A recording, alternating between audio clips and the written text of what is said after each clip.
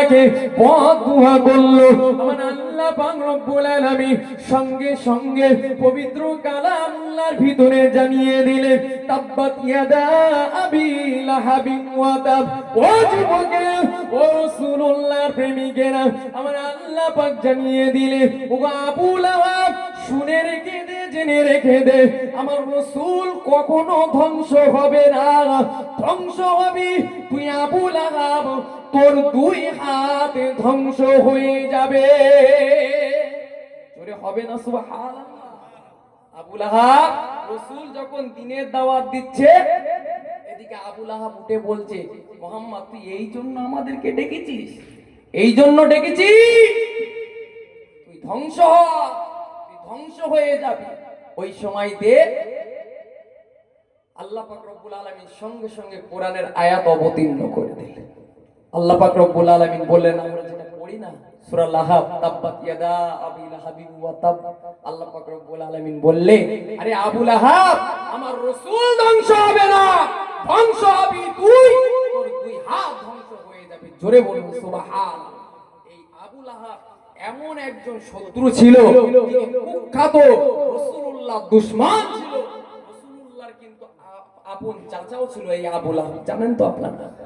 জানেন রাসূলুল্লাহ আপন চাচা কিন্তু এই আবু লাহাব ছিল, কিন্তু এই কুখ্যাত দুশমন রাসূলুল্লাহকে মিথ্যা অপবাদ দেওয়া, রাসূলুল্লাহ ব্যাপারে যত রকমের ষড়যন্ত্র করেছিল আবু লাহাব করেছিল, যেটা হযরতে আবু বকর সিদ্দিক রাদিয়াল্লাহু তাআলা আনহু আপনার বন্ধু হয়ে যেটা করেনি, যেটা রাসূলুল্লাহ ভালোবাসা দিয়েছিল। জোরে বলুন সুবহানাল্লাহ। আর এই আবু লাহাব সর্বদা সর্বসময় রাসূলুল্লাহর দুশমনি করেছিল, শত্রুতা করেছিল। এখন আল্লাহ পাক রব্বুল আলামিন আবারো বললেন, ওয়া আনজির আশিরাতাকাল আকরাবি। ওগো আমার হাবিব, আপনি আপনার নিকট আত্মীয়দের কাছে সর্বপ্রথম কি করুন? আপনি এই কুফর ও শিরকের ব্যাপারে সতর্ক করুন। রাসূলুল্লাহ হযরতে আলীকে ডাক দিলেন, আলী আপনি একসা শস্য নিয়ে আসুন, আর এক পেয়ালা দুধ নিয়ে আসুন, আর একটা ছাগলের প্রাণ নিয়ে আসুন। হযরতে আলী রাদিয়াল্লাহু তাআলা আনহু একটা ছাগলের রান নিয়ে আসলেন, একসা শস্য নিয়ে আসলেন, এক পেয়ালা দুধ আনলেন, আর আব্দুল মুত্তালিবের সমস্ত ছেলেদেরকে ডাক দিতে বললেন। হযরতে আলী রাদিয়াল্লাহু তাআলা আনহু সমস্ত আব্দুল মুত্তালিবের ছেলেদের ডাক দিলেন, কম বেশি 40 জনেরও বেশি আল্লাহর নবীর সামনে এসে হাজির হয়ে গেলেন। জিবা যখন রাসূলুল্লাহর সামনে হাজির হলে আল্লাহর নবী কি করলেন? ওই যে ছাগলের রানটা রাসূলুল্লাহ দাঁত মোবারক দিয়ে চিরে একটা পাত্রে রাখলেন। আহরে যুবকেরা, ও রাসূলুল্লাহ প্রেমিকেরা, হযরতে আলী আব্দুল মুত্তালিবের সমস্ত ছেলেগুলোকে একত্রিত করলেন। ডেকে একত্রিত করার পরে আল্লাহ নবীর সামনে হাজির করালেন। আল্লাহ নবীর সামনে যখন হাজির করালেন, আল্লাহ নবীর সামনে আসার পরে, ও যুবকেরা, আবার আপনার হাবিব ওই রাসূলুল্লাহর দাঁত মোবারক দিয়ে গোশত চিরে রাখা গোশগুলো, দাঁত দিয়ে চিরে রাখা গোশগুলো আবু আব্দুল মুত্তালিবের পুত্রদেরকে খেতে বললে। একে সকলে পেট ভরে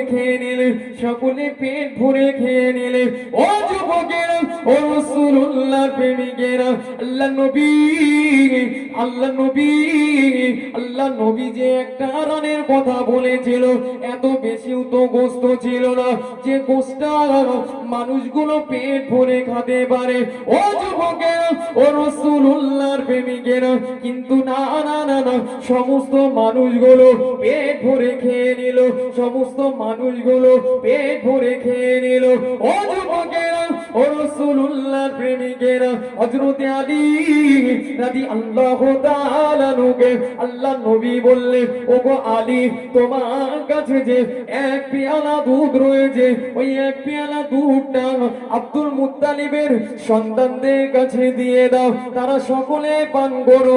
ও যুবকেরা, ও রাসূলুল্লাহর প্রেমিকেরা, খুব ঠান্ডা মাথায় বোঝার চেষ্টা করো, এক পেয়ালা দুধ কতটা বা হতে পারে? এক পেয়ালা দুধ একটা মানুষের জন্যই তো যথেষ্ট, ঠিক কিনা? কথা বলে, এক পেয়ালা দুধ একটা মানুষের জন্যই যথেষ্ট না? কিন্তু ওই এক পেয়ালা দুধ আব্দুল মুত্তালিবের 40টা ছেলে নাতি পুত্র সকলেই পান করলো, তাও আবার তৃপ্তি সহকারে। জোরে বলুন সুবহান। জি, যখন পান করলো, পান করার পরে এদিকে আবু লাহাব লাফ মেরে উঠলেন। লাফ মেরে উঠে বলছেন, এই মুহাম্মদ তো আজকেও খাবারের উপরে জাদু করেছে। মুহাম্মদ আজকেও তো দেখছি খাবারের উপরে জাদু করেছে, যা আজ পর্যন্ত এমন কোনোদিন দেখিনি। তোরা সকলে এখান তো ওঠ। সকলেই একে একে একে একে উঠে চলে গেল। ও যুবকের, ও রাসূলুল্লাহর প্রেমিকে, আমার আপনার হাবিব, আমার আপনার হাবিব আবার একদিন হযরতে আলী রাদিয়াল্লাহু তাআলা আনহুকে আবার খাবারের, আবার ভোজের আয়োজন করতে বললেন। ভোজের আয়োজন করতে বললেন। ওই সময়তে হযরতে আলী আবার একটা ছাগলের রান আল্লাহর নবীর সামনে হাজির করলেন। এক পেয়ালা দুধ আল্লাহর নবীর সামনে হাজির করলেন। একটা শস্য আল্লাহর নবীর সামনে হাজির করলেন। ও যুবকেরা, ও রাসূলুল্লাহর প্রেমিকেরা, আল্লাহর নবী তাদেরকে আবার মেহমানদারি করলেন। মেহমানদারি করার পরে আবু লাহাব যখনই উঠে যাবে, আল্লাহর নবী বললেন, ওগো আমার চাচা যান, শুনে যান, জেনে যান, শুনে যান, জেনে যান, শুনে রেখে দেন, জেনে রেখে দেন, আমি রাসূলুল্লাহ জানিয়ে দিলাম, আমি আপনাদের সামনে এমন একটা কথা বলবো যা আজ পর্যন্ত কোন মানুষ তার কওমের জন্য বলেনি। ও যুবকেরা, ও রাসূলুল্লাহর প্রেমিকেরা, আল্লাহর নবী চাচাকে বলতে লাগলেন, ওগো আমার চাচা যান, শুনে নেন, জেনে নেন, আমি রাসূলুল্লাহ তোমাদের জন্য দুনিয়া ও আখিরাতের কল্যাণ বয়ে এনেছি। ওগো আমার চাচা যান, সেই রবকে মেনে নাও, সেই রবকে মেনে নাও, সে আল্লাহকে মেনে নাও, যে আল্লাহ এক, ও দ্বিতীয়। ও যুবকেরা, ও রাসূলুল্লাহর প্রেমিকেরা, কিন্তু না না না না, আবু লাহাব আবারও তাদেরকে সঙ্গে করে নিয়ে আল্লাহ নবীর দরবার থেকে পার হয়ে গেলে। ও যুবকেরা, ও রাসূলুল্লাহর প্রেমিকেরা, এমনই ভাবে আল্লাহ নবী চাচা আবু লাহাব রাসূলুল্লাহকে কষ্ট দিয়েছিলেন, রাসূলুল্লাহকে দুঃখ দিয়েছিলেন, রাসূলুল্লাহকে ব্যথা দিয়েছিলেন। ও যুবকেরা, আপনারা সকলেই জানেন রাসূলুল্লাহর দুই কন্যা রুকাইয়া আর উম্মে কুলসুম, দুইজন কন্যাকে আপনার আবু লাহাবের দুইজন পুত্রর সাথে বিবাহ দিয়েছিলেন, দুইজন পুত্রর সাথে বিবাহ দিয়েছিলেন। ও যুবকেরা, ও রাসূলুল্লাহর প্রেমিকেরা, যখন আল্লাহ নবী দ্বীন প্রচার করা শুরু করলেন, ওই সময়তে রাসূলুল্লাহকে কষ্ট দেওয়ার জন্য আবু লাহাব তার দুই পুত্র দুই পুত্রকে আল্লাহ নবী দুই কন্যার সাথে ডিভোর্স দিয়ে দিলেন, তালাক দিয়ে দিলেন। কিন্তু না না না না না, এদিকে আবু লাহাব যতই রাসূলুল্লাহর বিরোধিতা করুন, এগুলো সব কিছুই ছিল আল্লাহর রহমত। আল্লাহর রহমত। আল্লাহর নবীর চাচা আবু লাহাব কি করেছে? রাসূলুল্লাহর বিরোধিতা করেছে। রাসূলুল্লাহ দুই কন্যা রুকাইয়ার উম্মে কুলসুম, দুই মেয়ে, এই আপনার আবু লাহাবের দুইজন আপনার সন্তানের সাথে বিবাহ দিয়েছিলেন, দুইজন ছেলের সাথে বিবাহ দিয়েছিলেন। রাসূলুল্লাহকে কষ্ট দেওয়ার জন্য নবুয়ত প্রাপ্ত হওয়ার আগ পর্যন্ত, যখনও নবুয়ত পেয়েছেন রাসূল, তখনও ঠিক ছিল, রাসূলুল্লাহকে ভালোবাসতো, রাসূলুল্লাহ মহব্বত করত। কিন্তু রাসূল যখন ইসলাম প্রচার করা শুরু করলে, ওই সময়তে রাসূলুল্লাহর মনে কষ্ট দেওয়ার জন্য দুই ছেলেকে আল্লাহর নবীর মেয়ের সাথে ডিভোর্স দিয়ে নিলেন, তালাক দিয়ে নিলেন। আচ্ছা, এটা রাসূলুল্লাহর কষ্ট দেওয়া হলো তো নাকি? এ কষ্ট কিসের জন্য? এ কষ্ট অনেকের জন্য আমার আল্লাহ পাক রব্বুল আলামিন তিনি রহমত করেছিলেন। কেননা রাসূলুল্লাহর দুই কন্যা এমন একজন ব্যক্তি বিবাহ করেছিলেন, দুরূদ শরীফ পড়েন। আল্লাহ, একটু তাকবীর দেন। নারায়ে তাকবীর, নারায়ে তাকবীর। আওলাদে মুজাদ্দিদুজ জামান, আওলাদে মুজাদ্দিদুজ জামান, নারায়ে তাকবীর। মাশাআল্লাহ। ভাইজান, নিশ্চিত আমি গুনাহগার আর অল্প সময় আপনাদের খিদমতে আলোচনা করব। 1 ঘন্টা আলোচনা হয়ে গেল। দুঃখের বিষয় হলো আজকাল যে জলসাগুলো হচ্ছে বেশিরভাগ জায়গায় এরকমই দেখা যাচ্ছে। দেখেন এখানে কজনা বসে আছেন আপনারা? 10 জন। এরা আসবে কখন বলেন তো? কথা বলে তাবারুকের সময়। এই আমার আগের মাওলানা ভাই ঠিকই বলছিলেন, জলসা হয়ে গেছে এখন ফ্যাশন। কমিটি ভাইদেরকে বলবো, এই যারা রাস্তাঘাটে জোড়ায় জোড়ায় ঘুরছে, আপনারা এই যে শ্রাবণ ভাদ্র মাসে কি হয় দেখেছেন তো? রাস্তায় বেরোনি যায় না। কাদের জন্য বলেন তো? হ্যাঁ, কুকুরের জন্য। ঠিক এখন এই জলসাগুলো হয়ে গেছে এমন। আচ্ছা ভাই, সোয়াবের আশায় তো আমরা জলসা দিই, তাই তো নাকি? আর সোয়াব হবে না গুনাহ হবে? এখানে আছে 4 জন, প্যান্ডেল ফাঁকা। কমিটির ভাইরা কি করছে? কমিটির ভাইদেরও তো কোনো খোঁজ নাই। আমি তো এসে কমিটি ভাইদেরকে দেখলামই। কি আশ্চর্য! কিসের জন্য জলসা দেয় ভাই? আমি ওখান থেকে আসতে পারছি না এদের ভিড়ের ঠেলায়। আর এখানে একটা লোক নাই, আমাদের বক্তারা গা ঘেমে যাচ্ছে আর এরা মোটামুটি হই হই হই হই করে যাচ্ছে। আল্লাহর দরবারে কৈফিয়ত দিতে হবে না? ইসলামটা কি অত সহজে এসেছে নাকি? রাসূলুল্লাহ নিজের শরীরের খুন ঝরিয়েছে। রাসূলুল্লাহর এমনও সময় গেছে খাওয়া হয়নি দিন কি দিন। রাসূলুল্লাহ না খেয়ে পেটে পাথর বেঁধে রাসূলুল্লাহ কাটিয়ে দিয়েছে। আর তুমি রাসূলুল্লাহর উম্মত বলে দাবি করছো। তুমি কেমন রাসূলুল্লাহর উম্মত? তোমার মতন বেহায়া রাসূলুল্লাহর উম্মত কোনোদিন হতে পারে না।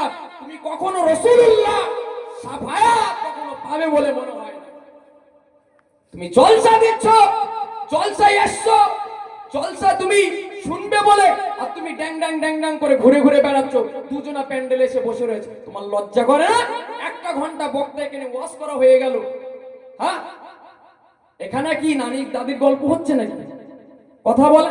এই জায়গাটা ভালো, এখানে বসলে 10টা মিনিট সব বেশি হবে, ওই জায়গায় গেলে আপনার সব হবে? কোনটা বলে? কথা বলে। কষ্ট পাচ্ছেন কেউ? কষ্ট পাচ্ছে?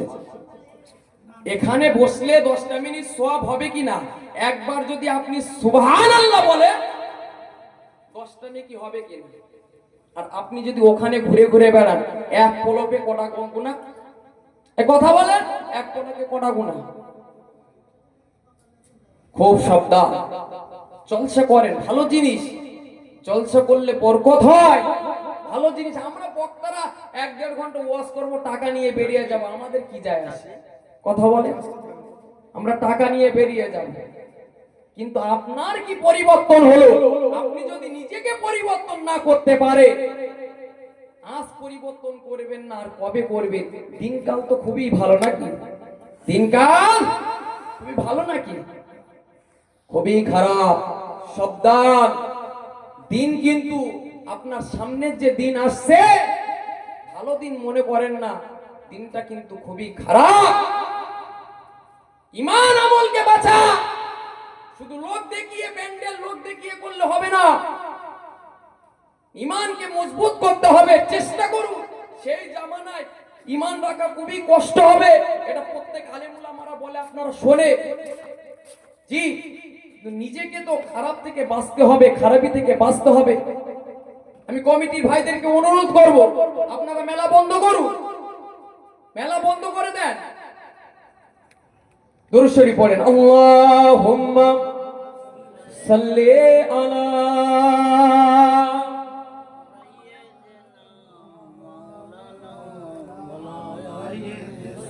ওয়া আলা আলি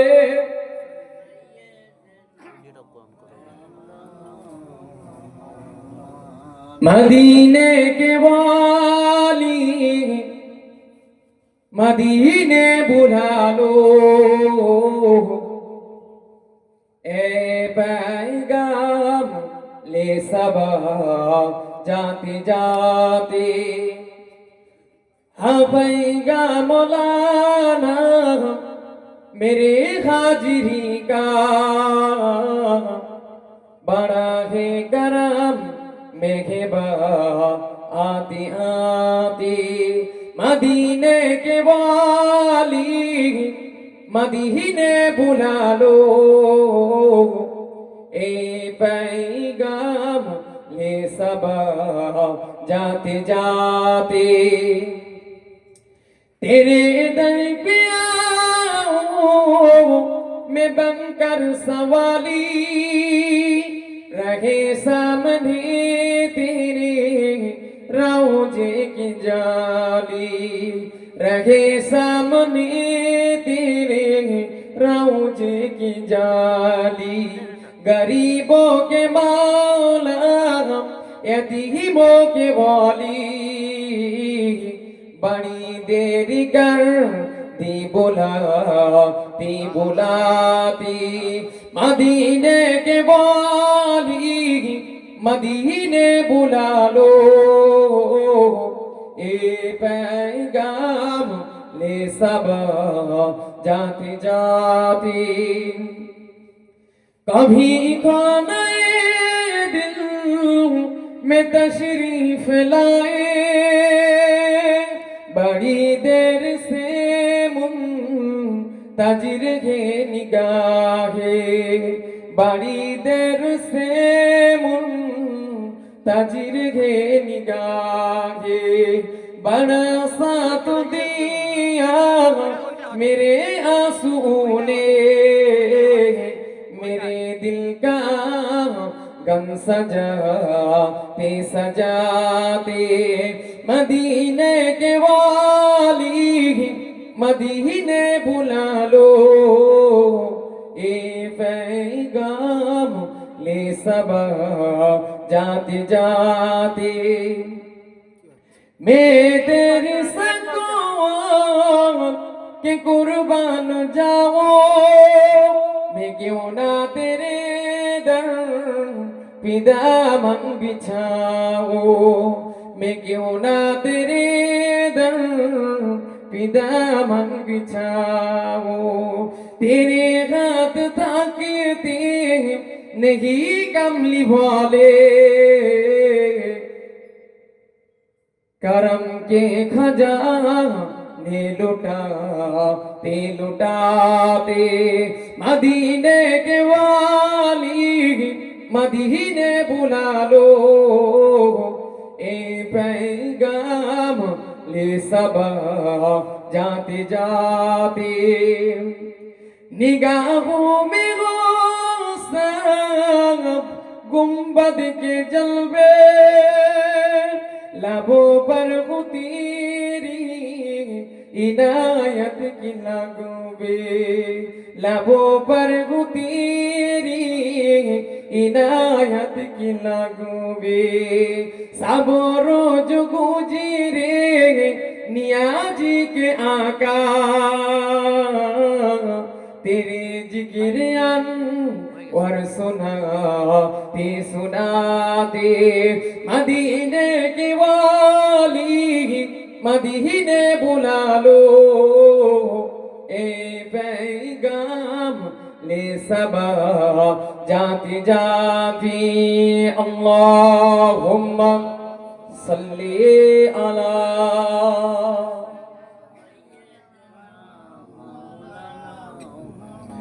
वाला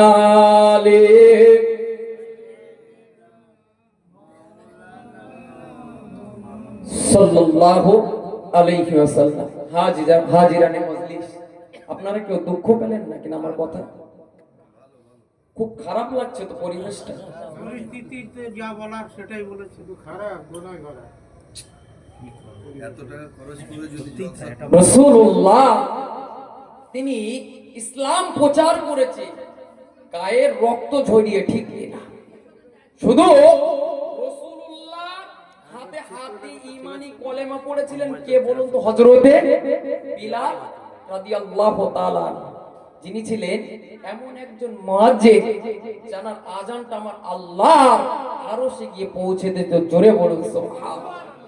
সেই বিলাল কত কষ্ট করেছেন আপনি জানেন? শুধু রাসূলুল্লাহ হাতে হাত দিয়ে ঈমানি কলেমাটা পড়েছিলেন। আমার যুবকেরা, ও রাসূলুল্লাহ প্রেমিকে খুব ঠান্ডা মাথায় বোঝার চেষ্টা করুন।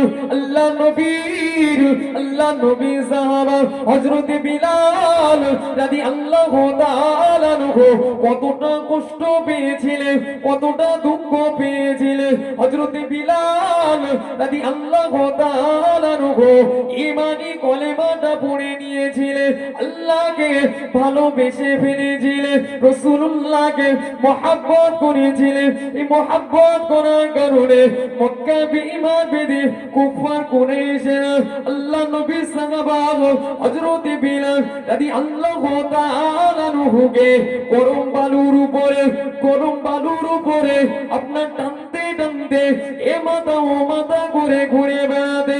ও যুবকেরা, ও রাসূলুল্লাহ প্রেমিকেরা, শুধু তাই নয়, হযরত বিলাল রাদিয়াল্লাহু তাআলা আনহুর বুকের উপরে, পেটের উপরে পাথরগুলো চাপিয়ে দিতে, বড় বড় পাথরগুলো চাপিয়ে দিতে, যাতে করে বেদিন হয়ে যায় বিলাল, বেদিন হয়ে যায় বিলাল, গুমরাহ হয়ে যায় বিলাল, মুশরিক হয়ে যায় বিলাল, কাফের হয়ে যায়। কিন্তু না না না না, হযরত বিলাল রাসূলুল্লাহকে কতটা ভালোবাসতেন, আল্লাহ পাক রব্বুল আলামিন কতটা ভালোবাসতেন। ও যুবকেরা, ও রাসূলুল্লাহর প্রেমিকেরা, আমার আপনার ভালোবাসা, আমার আপনার মোহাব্বত, আমার আপনার প্যার না না না, তাদের ধুলোর যোগ্য তো হতে পারে না।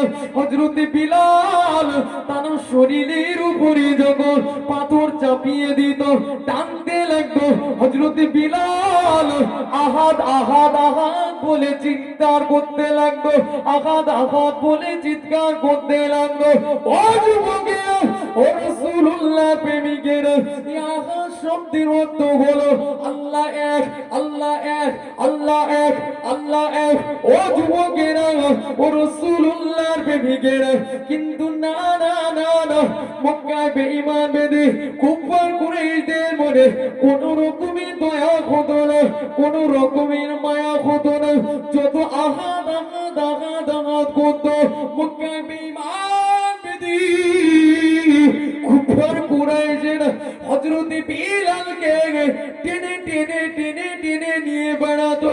হযরত বিলালের গায়ের চামড়াগুলো, হযরত বিলালের পিঠের চামড়াগুলো ছিঁড়ে ছিঁড়ে ছিঁড়ে ছিঁড়ে চলে যেত। ও যুবকেরা, ও রাসূলুল্লাহ প্রেমিকেরা, আল্লাহ নবী সাহাবা হযরত আবু বকর একদিন হযরতের বিলালের পাশ দিয়ে হেঁটে হেঁটে হেঁটে হেঁটে যাচ্ছিলেন। হযরত বিলাল রাদিয়াল্লাহু তাআলা আনহু এমন কষ্ট দেখে হযরত আবু বকর সহ্য করে থাকতে পারে না। হযরত আবু বকর সহ্য করে থাকতে পারে না, উমাইয়াকে লক্ষ্য করে বলেছিল, ওগো উমাইয়া, ওগো উমাইয়া, শুনে রেখে দে, জেনে রেখে দে, তোর কি এই অসহায়ের প্রতি একটু মায়া হয় না, একটু দয়া হয় না? তুই কি আল্লাহ পাক রব্বুল আলামিন আযাবকে ভয় পাস না? তুই কি আল্লাহ পাক রব্বুল আলামিন শাস্তিকে ভয় পাস না? ও যুবকেরা, ও রাসূলুল্লাহ প্রেমিকেরা, ওই সময়তে উমাইয়া বলেছিল, রে ওগো আবু বকর, তুই তো এই বিলালকে সর্বনাশ করেছিস, এখন তুই একে বাঁচিয়ে রে। ওই সময়তে হযরত বিলালকে আল্লাহ নবী বলেছিলেন, ওগো উমাইয়া, শুনে রেখে দাও, জেনে রেখে দাও, আমি তাহলে হযরত বিলালকে মুক্ত করব, তুমি কি মুক্ত করে দেবে? উমাইয়া বলেছিল, ওগো আবু বকর, তুমি যদি একে মুক্ত করতে চাও অবশ্যই মুক্ত করে দেব। ওই সময়তে আল্লাহ নবী সাহাবা হযরত আবু বকর রাদিয়াল্লাহু তাআলা আনহু উমাইয়াকে একটা সুন্দর সুটামো কালো রঙের হাবশি বিলালকে উমাইয়ার কাছে দিয়েছিলেন। আর উমাইয়া হযরতে বিলালকে হযরতে আবু বকর রাদিয়াল্লাহু তাআলা আনহুর হাতে তুলে দিয়েছিলেন।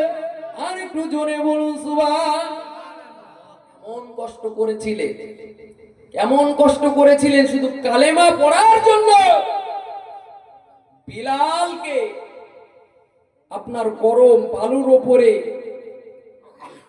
বিলালকে টেনে টেনে নিয়ে বেরিয়েছিল। বিলালের পেটের উপরে বুকের উপরে পাথর চাপিয়ে দিয়েছিলেন শুধু বেদিন করে দেওয়ার জন্য, মুশরিক করে দেওয়ার জন্য, কাফের করে দেওয়ার জন্য। সেই বিলাল কিন্তু আল্লাহকে ভুলিনি, সেই বিলাল কিন্তু রাসূলুল্লাহকে ভুলিনি। সেই বিলাল আল্লাহর নবী সেই বিলালকে দুনিয়ার বুকে আপনার জান্নাতের ঘোষণা দিয়েছিলেন। জোরে বলুন সুবহান। দুনিয়ার বুকে কিছু সাহাবা জান্নাতের সার্টিফিকেট পেয়েছিলেন, জানেন তো? আজ আমাদের এত কিসের বাড়াবাড়ি, আমরা কেউ জান্নাতের সার্টিফিকেট পেয়েছি বলে মনে হয় নাকি? তাহলে আমাদের এত কিসের লাফালাফি?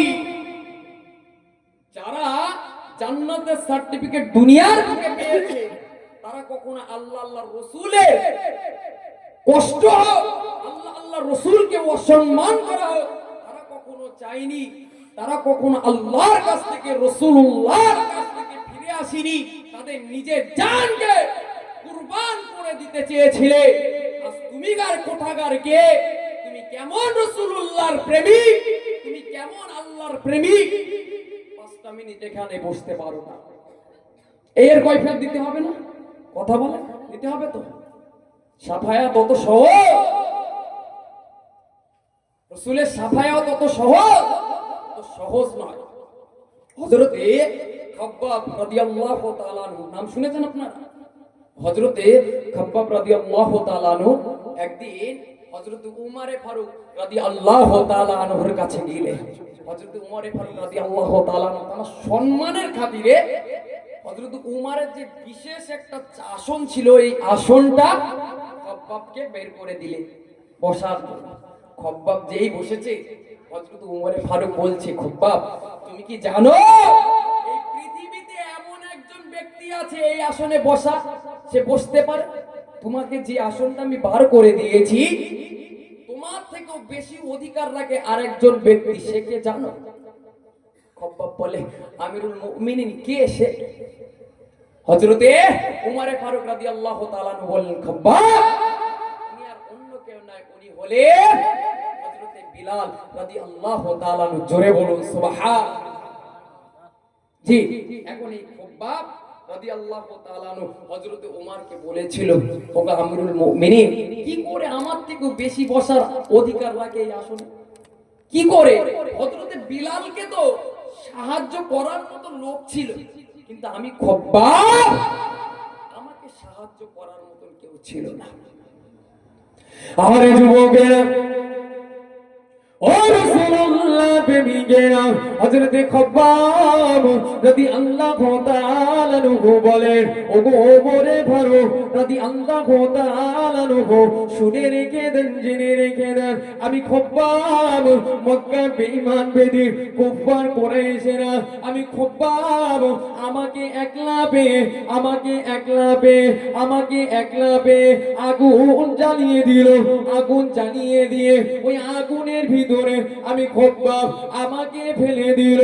ও যুবকেরা, ও রাসূলুল্লাহর প্রেমিকেরা, হযরতে খাব্বাব রাদিয়াল্লাহু তাআলা আনহু হযরতে উমরে ফারুক রাদিয়াল্লাহু তাআলা আনহুকে বলেছিলেন, ওগো উমরে ফারুক, শুনে রেখে দেন, জেনে রেখে দেন, আমি খাব্বাব যখন ওই আগুনের ভিতরে পুড়ে পড়ে গেলাম, ওই আগুন থেকে বাঁচানোর মতো আমার কোনো সঙ্গী সাথী ছিল না, আমার কেউ সাপোর্ট করার মতো লোক ছিল না।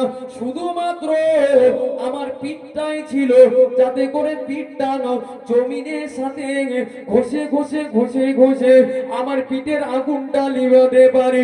ও যুবকেরা, ও রাসূলুল্লাহর প্রেমিকেরা, হযরতে খাব্বাব ঝরঝর ঝরঝর করে কান্না শুরু করে দিয়েছে। ওগো ওমানে ফারুক, শুনে রেখে দেন, জেনে রেখে দেন। শুধু তাই নয়, বেঈমান বেদিন কুফফার কুরাইশেরা আমাকে আগুনের উপরে ফেলে দিয়ে আমার বুকের উপরে পাটা তুলে দিয়েছে।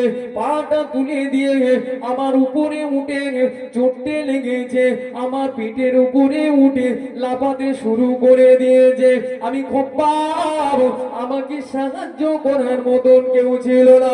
ও যুবকেরা, ও রাসূলুল্লাহর প্রেমিকেরা, হযরতে খাব্বাব সমস্ত ঘটনা বর্ণনা করার পরে তার জামাটা খুলে দিয়ে হযরতে উমারে ফারুকের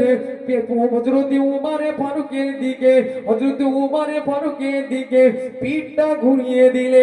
পিঠটা ঘোরানোর পরে দেখা গেল হযরতে খাব্বাব রাদিয়াল্লাহু তাআলা আনহু পিঠটা সাদা ধবধবে হয়ে গিয়েছে। কষ্ট করেছিলেন, শুধু কালেমা পড়েছিলেন। তাই কলেমাটা কি? লা ইলাহা ইল্লাল্লাহ, নেই কোনো মাবুদ আল্লাহ ছাড়া, আর মুহাম্মাদুর রাসূলুল্লাহ, মুহাম্মদ সাল্লাল্লাহু আলাইহি ওয়াসাল্লাম আল্লাহ পাক রব্বুল আলামিনের প্রেরিত রাসূল। এই সাক্ষ্য দিয়েছিলেন মক্কার বেঈমান বেদিন কুফার কুরাইশেরা হযরতে খাব্বাব রাদিয়াল্লাহু তাআলা আনহুকে আগুনে ফেলে দিয়ে পেটের উপরে আপনার বুকের উপর পা দিয়ে পিষতে লাগে। তারাকে সাহায্য করার মতন কেউ ছিল না, হেল্প করার মতন কেউ ছিল না। হযরতে খাব্বাব রাদিয়াল্লাহু তাআলা আনহু যখন হযরতে উমরে ফারুক রাদিয়াল্লাহু তাআলা আনহুর কাছে সমস্ত ঘটনা বললেন, উমরে ফারুক তখনও বিশ্বাস করছেন। কি করলেন? নিজের শরীরের জামাটা খুলে দিলেন, দিয়ে পিঠটা উমরে ফারুকের দিকে কি করে দিলেন? ফিরিয়ে দিলেন। দেখো, যখন ফিরিয়ে দিলেন, সত্যি হযরতে খাব্বাব রাদিয়াল্লাহু তাআলা আনহুর পিঠটা পুরো শ্বেত, যেরকম ওই যে আপনার পাকড় বলে, দেখেছেন তো পাকড়, সাদা ধবধবে। হযরতে খাব্বাব রাদিয়াল্লাহু তাআলা আনহু সারা পিঠটা এরকম সাদা হয়ে গিয়েছে। কত কষ্ট করেছিলেন। ইসলাম তো অত সহজে আসেনি।